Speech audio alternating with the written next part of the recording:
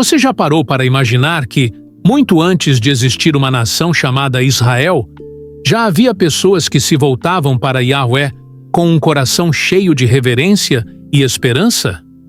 Antes de Abraão receber o chamado para deixar sua terra, antes mesmo de Moisés subir ao Monte Sinai e ouvir o estrondo dos 10 mandamentos, Deus já se revelava e já inspirava atos de adoração genuína.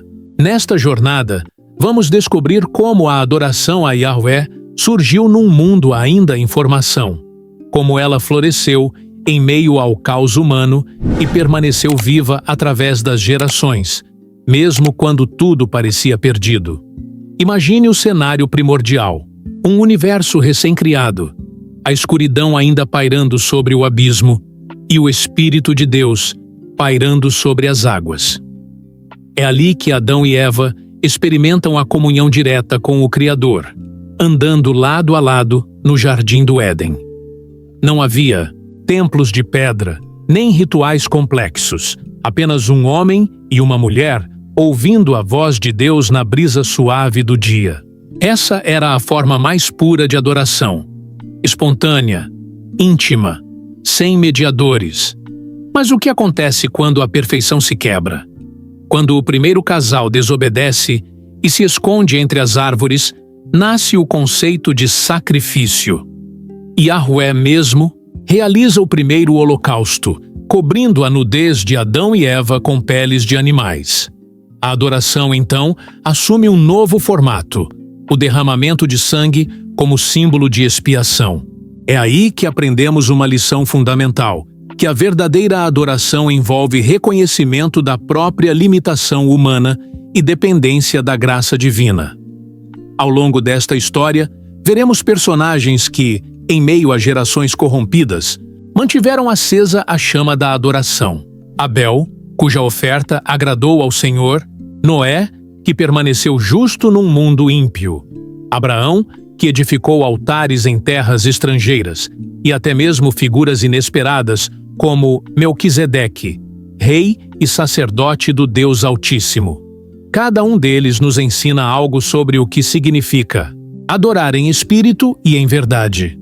E não para por aí. A jornada prossegue até a libertação do Egito, a instituição da Páscoa e o cântico de vitória de Moisés.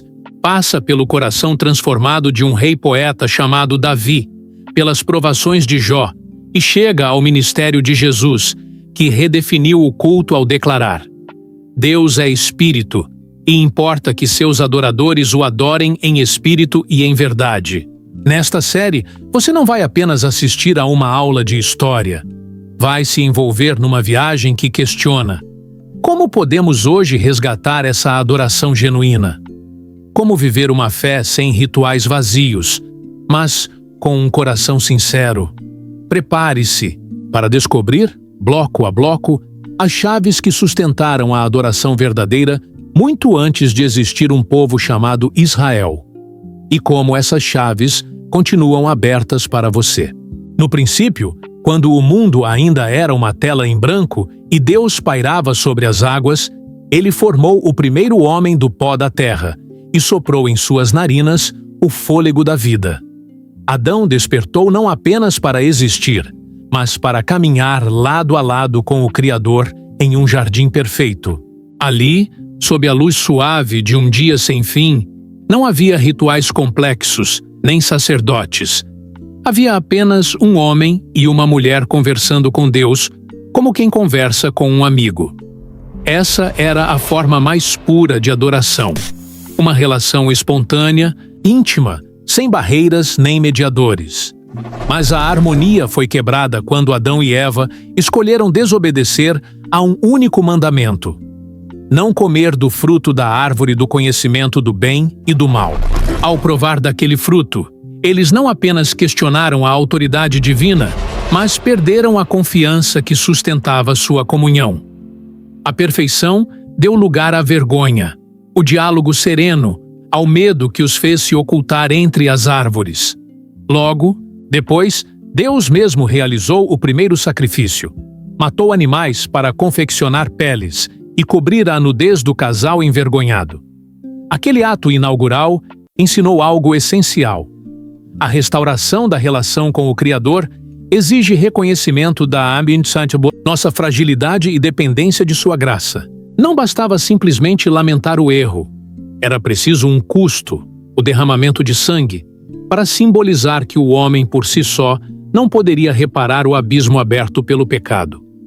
Nesse cenário, o conceito de adoração ganhou profundidade. Não se tratava apenas de palavras ou rituais externos, mas de um coração que reconhece a própria limitação e se volta para Deus em busca de redenção.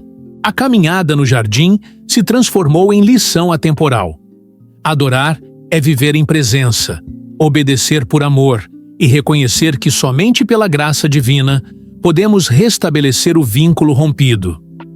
Hoje, embora conheçamos altares de pedra, templos grandiosos e liturgias complexas, a essência permanece a mesma. A verdadeira adoração acontece quando abrimos espaço para Deus em nosso dia a dia, quando confiamos em seus caminhos e admitimos nossa necessidade de perdão e cobertura.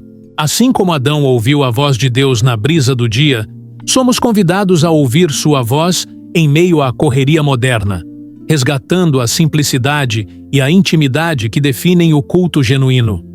Noé era um homem descrito como justo e íntegro em meio a uma humanidade que se entregara completamente ao mal.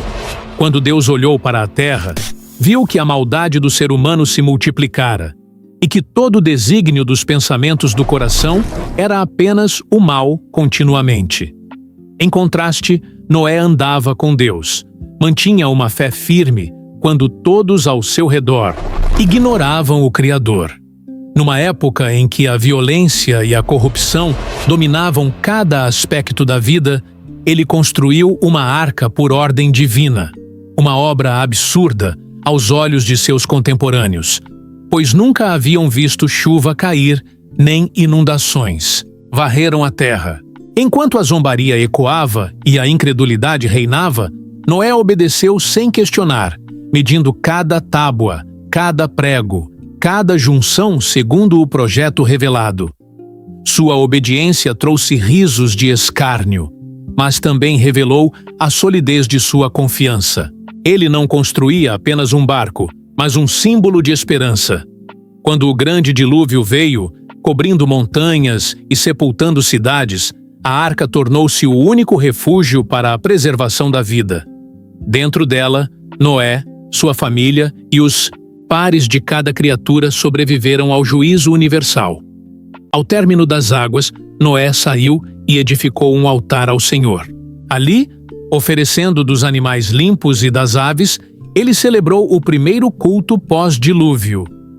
O aroma daquele sacrifício agradou a Deus, que estabeleceu um pacto. Jamais destruiria a terra por meio de um dilúvio. O arco-íris que surgiu no céu tornou-se o sinal visível dessa aliança, lembrando a cada chuva do céu que a misericórdia de Deus acompanha sua justiça. A história de Noé nos mostra que a verdadeira adoração persiste mesmo quando o mundo se afasta de Deus. Entre pessoas que seguiam seus próprios caminhos tortuosos, ele manteve viva a fé primitiva de comunhão e sacrifício.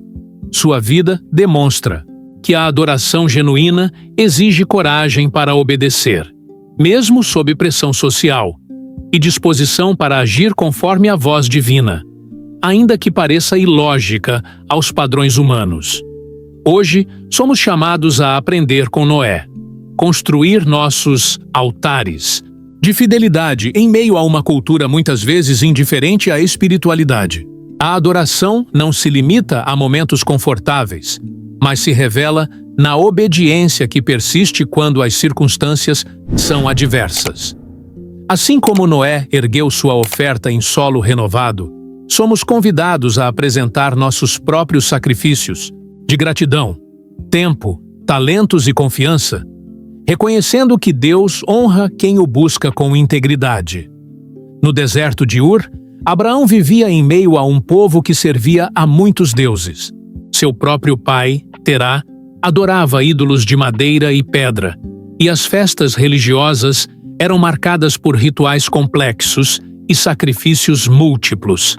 Então veio a voz de Yahweh: sai da tua terra, da tua parentela e da casa de teu pai, para a terra que eu te mostrarei.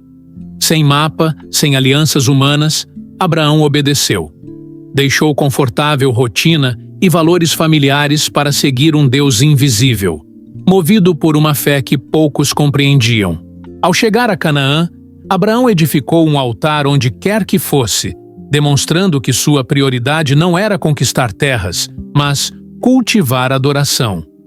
Esses altares simples, feitos de pedras empilhadas, não chamavam a atenção de reis ou sacerdotes locais, mas serviam como pontos de encontro entre o homem e o divino. Neles, Abraão derramava suas ofertas: um carneiro, um bocado de farinha, o melhor de sua colheita. Cada sacrifício lembrava que a terra lhe fora prometida, não por mérito humano, mas por graça divina. Em um dos momentos mais surpreendentes, após resgatar seu sobrinho Ló, Abraão encontrou Melquisedeque, rei de Salém e sacerdote do Deus Altíssimo. Esse encontro não aparece em lendas populares nem mitos épicos. É registrado na própria inspiração divina. Melquisedeque trouxe pão e vinho, abençoou Abraão e declarou: bendito seja Abraão pelo Deus Altíssimo, que entregou teus inimigos em tuas mãos. Então, Abraão deu o dízimo de tudo. Ao fazê-lo, reconheceu que havia outros adoradores de Yahweh além de sua linhagem, que o Deus de Israel se revelava também a reis e sacerdotes inesperados. Essa cena misteriosa lança luz sobre a universalidade da adoração verdadeira. Não se limita a um povo, a uma cultura ou a um templo específico. Mesmo antes de existir Israel, havia testemunhas fiéis em terras estrangeiras, pessoas capazes de reconhecer o soberano Criador e praticar o culto com simplicidade e reverência. Abraão aprendeu que a adoração não é posse exclusiva, mas relacionamento, aberto a todos que buscam a verdade. A fé de Abraão foi testada de novo no Monte Moriá, quando Deus pediu que oferecesse Isaque, seu filho da promessa. Sem questionar, Abraão subiu com o jovem e a lenha, pronto para sacrificar o que amava de mais precioso. No último instante, um anjo o deteve, e um carneiro apareceu preso pelos chifres num arbusto. A provisão divina tornou-se metáfora, eterna. Deus mesmo prepararia o sacrifício para restaurar o homem ao convívio com seu coração. Essa história nos desafia hoje. Até que ponto confiaríamos em Deus se Ele pedisse o que mais valorizamos? A adoração genuína se revela na obediência radical, na disposição de entregar nossos planos, sonhos e seguranças, crendo que aquele que chama é fiel para cumprir suas promessas. No coração da Galileia, quando Jesus de Nazaré começou seu ministério, ele desafiou todas as convenções religiosas de sua época ao ensinar que a verdadeira adoração não estava circunscrita a um templo de pedra ou a rituais rígidos, mas emergia de um coração alinhado com o Espírito de Deus. No encontro junto ao poço de Samaria, dirigiu-se a uma mulher marginalizada e declarou: mulher, a hora vem em que nem neste monte, nem em Jerusalém, adorareis o Pai. Adorareis em espírito e em verdade.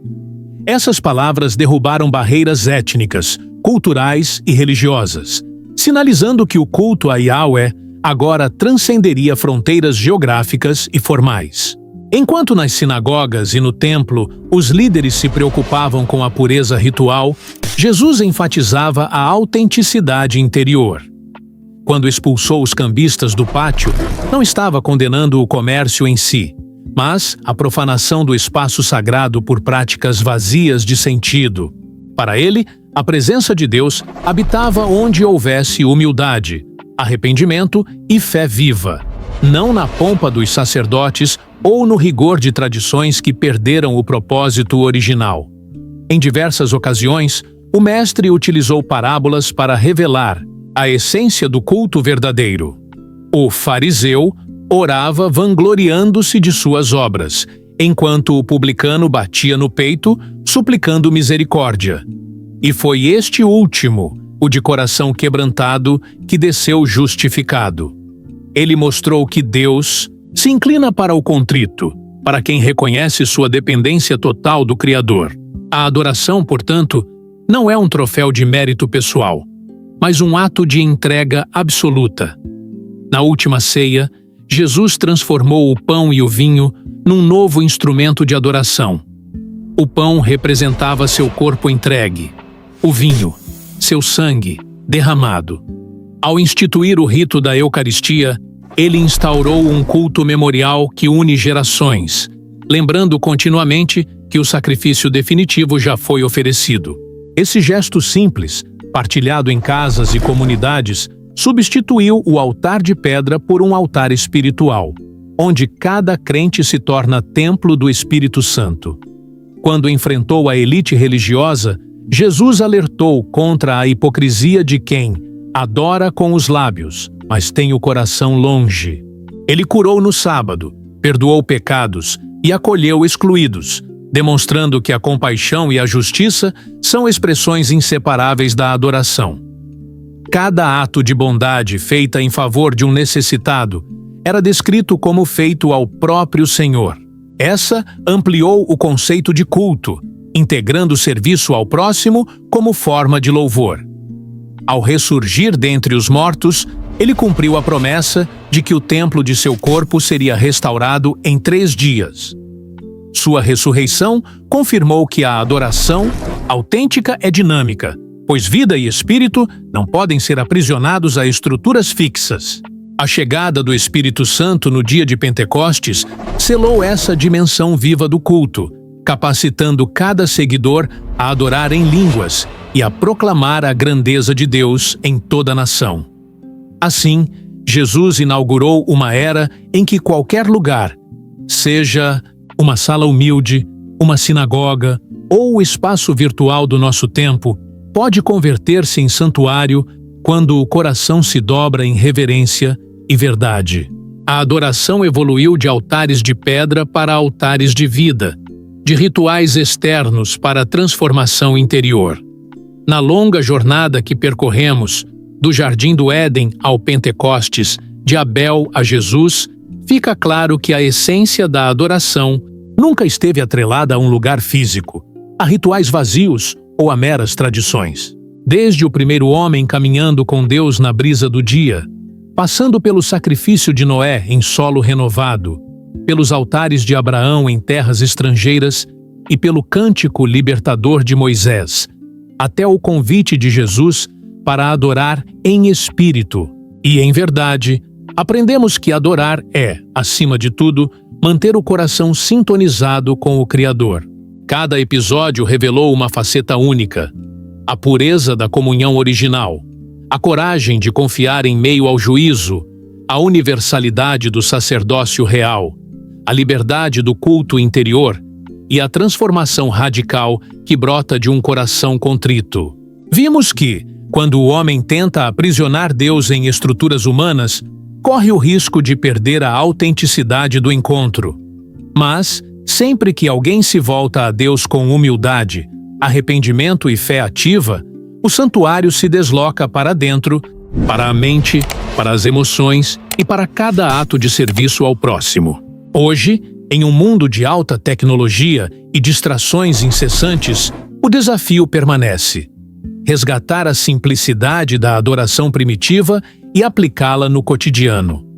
Significa ouvir a voz divina em meio ao ruído, obedecer mesmo quando não entendemos, oferecer nossos talentos e tempo como sacrifícios de gratidão e reconhecer que nossa verdadeira morada é o templo interior onde o Espírito habita. Se esta série fortaleceu sua convicção de que a adoração é uma experiência viva, que transcende gerações, idiomas e culturas, inscreva-se no canal agora, ative o sininho e venha conosco nos próximos estudos. Deixe nos comentários como você tem cultivado sua caminhada de adoração diária e compartilhe este vídeo para que outros também descubram o Deus que busca adoradores em espírito e em verdade. Muito obrigado por acompanhar até aqui. Que sua vida se torne um altar vivo, onde cada momento seja uma oferta de amor ao Deus que nos amou primeiro.